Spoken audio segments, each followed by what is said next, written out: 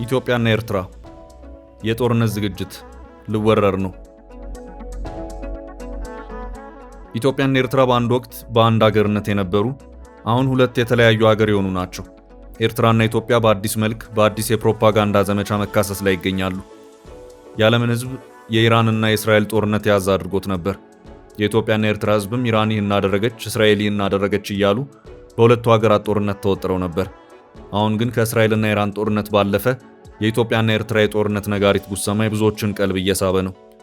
ኤርትራ የጦርነት ዝግጅት አለ የሚል ክስ አቅርባለች።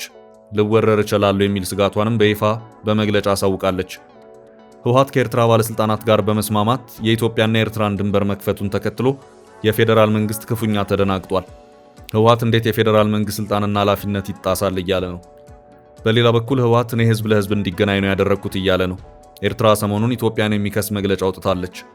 የኤርትራ ስጋት ልወረር እችላለሁ የሚል ነው። የኢትዮጵያ መንግስት ዘርፈ ብዙ ዝግጅት አድርጓል ስትል ከሳለች።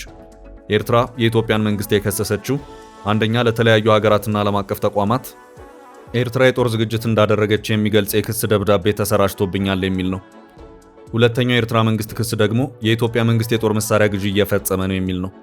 ሶስተኛው ክስ ደግሞ የኢትዮጵያ መንግስት ወደብና ቀይ ባህር እያለ የኤርትራ ሉዓላዊነት እየጣሰ ነው፣ በኃይል ጭምር ወደብ እንደሚያገኝ እየዛተ ነው የሚል ነው። በሌላ በኩል የኢትዮጵያ መንግስት ያቀረበው ክስ ኤርትራ ኢትዮጵያ ውስጥ ያሉ ታጣቂ ኃይሎችን ታግዛለች። ሁለተኛው የኢትዮጵያ መንግስት ክስ ኤርትራ ሰራዊቷን ከኢትዮጵያ ድንበር አላስወጣችም። ሶስተኛው ክስ ደግሞ የኢትዮጵያ ፌዴራል መንግስት ፍቃደኛ ሳይሆን ድንበር እንዲከፈት የኤርትራ ፍቃድ ሰጥታለች የሚል ነው። ኤርትራና ኢትዮጵያ ከላይ በሰማችሁት መልኩ እየተካሰሱ ይገኛሉ። የአፍሪካ ቀንድን ድጋሚ ወደ ጦርነት እንዳያስገቡትም እየተሰጋ ይገኛል።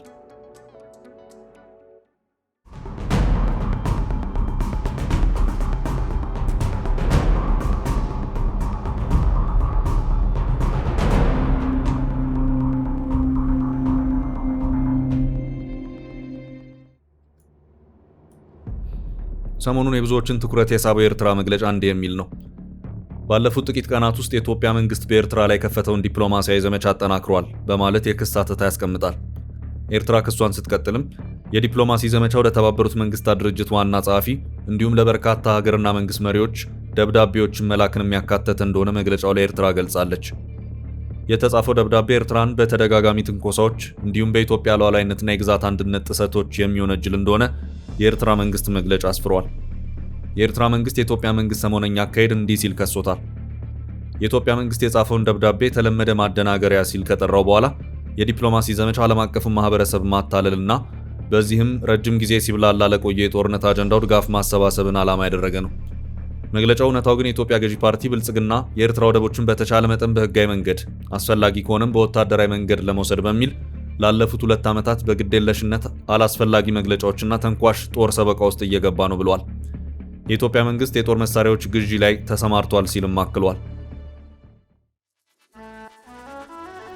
ለዚህ ለኤርትራ አዲስ ክስ የኢትዮጵያ መንግስት እስካሁን ድረስ መልስ አልሰጠም። የኢትዮጵያ መንግስት እንዴት ዝምታን መረጠ የብዙዎች ጥያቄ ሆኗል። ኤርትራ የጦርነት ዝግጅት እየተደረገ ነው የሚል ክስ ስታቀርብ የኢትዮጵያ መንግስት ለምን ማብራሪያ አልሰጠም፣ ለምን መግለጫ አላወጣም እያስባለ ይገኛል። የኤርትራው ፕሬዝዳንት በቅርቡ የኤርትራን 34ኛ የነጻነት ቀን ሲያከብሩ የኢትዮጵያን መንግስት በዘርፈ ብዙ ጉዳዮች መክሰሳቸው ይታወሳል። ፕሬዝዳንት ኢሳያስ የኢትዮጵያ መንግስት የውሃ ጉዳይ፣ አባይና ቀይ ባህር፣ የባህር በር ማግኘት፣ የኦሮሞ ህዝብን የማይወክል የኦሮሞ ማስተሳሰብ፣ የኩሽና የሴም ግጭት፣ የአፋር ህዝብና መሬትን ለዚህ አጀንዳ መጠቀም የጦርነት ቅስቀሳ እያደረገ ነው ሲሉ ተደምጠዋል።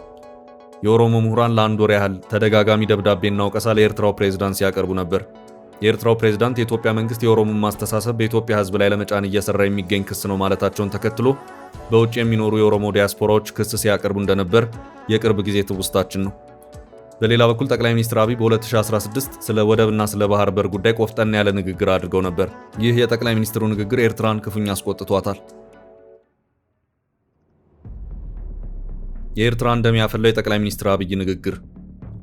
ጠቅላይ ሚኒስትር አብይ በ2016 ጥቅምት ወር ላይ በተናገሩት ንግግር ስለ ወደብና ባህር በር ጉዳይ ይህን ብለው ነበር።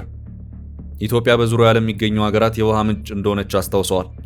ወደ ኤርትራና ሱዳን ተከዜ፣ ወደ ግብፅና ሱዳን አባይ፣ ወደ ደቡብ ሱዳን ባሮ፣ ወደ ኬንያ ኦሞ፣ ወደ ሶማሊያ ደግሞ ገናሌ ዳዋና ዋቢ ሸበሌ ወንዞች ከኢትዮጵያ ተነስተው እንደሚጓዙ አንስተዋል። በተጨማሪም ወደ ጅቡቲ የውሃ መስመር በኢትዮጵያ ወጪ መገንባቱን ተናግረው በዙሪያዋ ካሉ ሀገራት አንዳቸው እንኳን ለኢትዮጵያ ንጹህ ውሃ የሚሰጥ የለም፣ ሁሉም ተቀባይ ነው ሲሉ ገልጸዋል። የእናንተን እንካፈል እኛን አትጠይቁ ማለት ግን ትክክል አይደለም በማለት ኢትዮጵያ ወደ ቀይ ባህርና ህንድ ውቅያኖስ ለመውጣት የሚያስችላትን በር መጠየቋን ተገቢነት አስረድተዋል። ጠቅላይ ሚኒስትሩ በታሪክ ለቀይ ባህር በቀረብን ጊዜ ከዓለም ሀያላን አንዱ ነበርን ካሉ በኋላ ዳግም ወደ ቀይ ባህር እንዴት እንቅረብ የሚል ጥያቄ አንስተው ሲመልሱ በግድያና በጦርነት መሆን የለበትም ብለዋል። ቀጥለውም በግድያና በጦርነት እንዳይሆን ደግሞ ሐቅን መካድ ትክክል አይደለም ሲሉ አክለዋል። ጠቅላይ ሚኒስትር አብይ ከታሪክ በተጨማሪ ከህዝብ አሰፋፈር አኳያ የባህርን አስፈላጊነት ጠቅሰዋል። በዚህም በኤርትራና ጅቡቲ ያሉ የአፋር ብሔሮች እንዲሁም በሶማሊያ በኬንያና በጅቡቲ የሚገኙ የሶማሌ ብሔር አባላት የውቅያኖስ ውሃን እንደሚያገኙ አንስተው ኢትዮጵያ ያለው ሶማሊ ምን በድሎ ነው? ለምንድነው ለብቻ የተከለከለው ሲሉ ጠይቀዋል። ኢትዮጵያ ወደብን ለማግኘት አማራጮችን መመልከቷን ገልጸው ከሌሎች ወገኖች ስለተገኘው ምላሽ በቂ ማብራሪያ ባይሰጡም አይ ስጋት አለብን የሚል ምላሽ እንደተገኘ ተናግረዋል። በምላሹ ኢትዮጵያ ከህዳሴ ግድብ፣ ከኢትዮጵያ አየር መንገድ እንዲሁም ከኢትዮ ቴሌኮም ድርሻ ለመስጠት ፍላጎት ማሳየቷን ገልጸዋል። ህዳሴ ግድብን ሼር እናድርግ ያልነው ዝም ብለን አይደለም፣ ያዋጣል፣ ሂሳቡን አስበን ነው ብለዋል። ልጆቻችን እንዳይባሉ አሁን ያለን መሪዎች መነጋገር አለብን። በኢንቨስትመንት በሼር በሊዝ ምርጫው ሊታይ ይገባል። አንነጋገርበትም የሚባል ነገር ግን ስህተት ነው ሲሉ ገልጸዋል። ጠቅላይ ሚኒስትሩ ኢትዮጵያ ወደብ አልባ መሆኗ የአፍሪካ ሀያል ሀገር ለመሆን ያላትን አቅም እንደገደበው አንስተው ሀገሪቱ ያላትን የባህር በር አማራጮች ዘርዝረዋል። የፌዴራል መንግስቱን ያስቆጣው የዛላምበሳ ድንበር መከፈት። በቅርቡ የጠቅላይ ሚኒስትሩ አማካሪ አቶ ጌታቸው ረዳ ከትግራይ ተወላጆች ጋር በአዲስ አበባ ከተማ ውይይት ማድረጋቸው ተገልጿል። በአዲስ አበባ ዩኒቨርሲቲ ስለ ሰላም ውይይት መካሄዱም ተገልጿል። አቶ ጌታቸው ረዳ ስለ ሰላምና ስለ ትግራይ ሰፋ ያለ ማብራሪያ ሰጥተዋል ተብሏል። የእሳቸው ማብራሪያ በቅርቡ በመንግስት ሚዲያዎች በኩል እንደሚተላለፍም ተገልጿል። አቶ ጌታቸው ረዳ የህወሓት አመራሮች የትግራይን ህዝብ ወደ ጦርነት ሊያስገቡ ነው፣ ኃይል ሊባሉ ይገባል የሚል ንግግር አሰምተዋል። የትግራይ ህዝብ በብዙ አቅጣጫ በጦርነት ስጋት ውስጥ መሆን የለበትም፣ ሰላም አስፈላጊና ወሳኝ ነው ብለዋል። የኢትዮጵያና የኤርትራ መንግስት በሚካሰሱበት በዚህ ሰዓት የፌዴራል መንግስትን ያበሳጨ ድርጊት ከወደ መቀሌ ተሰምቷል። ህወሓት በተናጠል ባደረገው ስምምነት የኤርትራና የኢትዮጵያ ትግራይ ድንበር ተከፍቷል። ድንበሮች እንዲከፈቱ የሚያደርገው የፌዴራል መንግስት ስልጣን ሲሆን ህወሓት ግን በክልል ደረጃ የፌዴራል መንግስቱን ስልጣን በመውሰድ ድንበር እንዲከፈት አድርጓል። ይህ ደግሞ የፌዴራል መንግስቱን ክፉኛ ያበሳጨ ተግባር ሆኗል። የፌዴራል መንግስቱ ከኤርትራ ጋር እሰጥ አገባ በገባበት በዚህ ሰዓት ህወሓት ከኤርትራ መንግስት ጋር በመግባባት ድንበር እንዲከፈት ማድረጉ ቁጣን የቀሰቀሰ ሆኗል። የህወሓት ከፍተኛ ጀነራሎች ወደ አስመራ እንደሚመላለሱ በአንድ ወቅት የጠቅላይ ሚኒስትሩ የምስራቅ አፍሪካ ጉዳዮች አማካሪ አቶ ጌታቸው ረዳ መናገራቸው ይታወሳል። የኤርትራ መንግስት ከህወሓት ባለስልጣናት ጋር በተናጠል ስምምነት ማድረጋቸውን ተከትሎ የዛላምበሳ ድንበር ሊከፈት ችሏል። የፌዴራል መንግስቱ ደግሞ የድንበሩ መከፈት ከባድ ችግር ይፈጥርብኛል ብሎ ይሰጋል። የጦር መሳሪያ ሳይቀር ከኤርትራ እንዲገባና እንዲወጣ መንገድ የሚጠርግ ነው የሚል ቅሬታ እያቀረበ ይገኛል።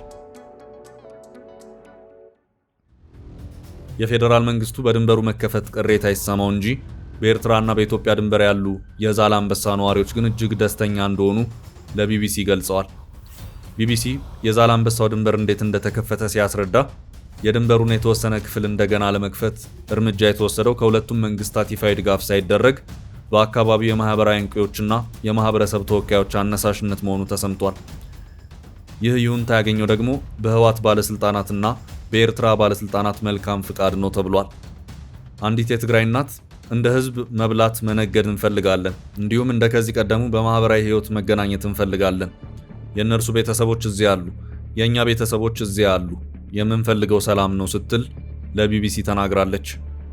ነገር ግን በጦርነቱ የደረሰውን ጉዳት ለመጠገን በርካታ ስራዎች መስራት ይጠይቃል። የዛላምበሳ መሰረተ ልማቶች ወድመዋል። መብራት፣ ስልክ እንዲሁም የባንክ አገልግሎት ተቋርጧል። አብዛኛው መሰረተ ልማት በኢትዮጵያ መንግስት የተዘረጋ ሲሆን ጥገና ለማካሄድም ከፍተኛ መዋለ ንዋይ እንደሚጠይቅ ነዋሪዎች ይናገራሉ። የውሃ፣ ጤና እንዲሁም የትምህርት ተቋማትም ጉዳት ደርሶባቸዋል። በስነ ስርዓቱ ላይ ለመገኘት ከኤርትራ ሰንዓፌ መምጣቱን የተናገረው ነቢያት ወልደ ጊዮርጊስ ዛሬ የጀመርነው ሰላምና እርቅ ተጠናክሮ እንደሚቀጥል እርግጠኛ ነኝ ብሏል። ዛላምበሳን ጥለው ለ5 ዓመታት በአዲግራት የስደተኞች መጠለያ የሚኖሩት ወይዘሮ አምለሰት ዛሬ የተዘጋውን ቤቴን ለማየት መጣሁ፣ ካሁን በኋላ ልጆቼን ይዤ በቤቴ መኖር እቀጥላለሁ ሲሉ ተናግረዋል። የአካባቢው ነዋሪዎች በአንድ ወቅት በጋራ ይኖሩ የነበሩ ቤተሰቦች በጦርነቱ ምክንያት እንዴት እንደተለያዩ ያስታውሳሉ። የሁለቱም ማህበረሰቦች ተወካዮች ሰላምና እርቅ ተጀምሯል ሲሉ ያወጁ ሲሆን ነዋሪዎች ወደ ቤታቸው ተመልሰው ሕይወታቸውን ዳግም መገንባት እንዲጀምሩ ጥሪ አቅርበዋል። በሌላ በኩል የፌዴራል መንግስቱ ግልጽ የሆነ ንቀት ህወሓት እያሳየ ነው የሚል ክስ እያቀረበ ነው። ህወሓት ያለምንም ከልካይ ድንበሮችን በራሱ ፍላጎት በመክፈትና በመዝጋት ላይ ተጠምዷል ብለዋል።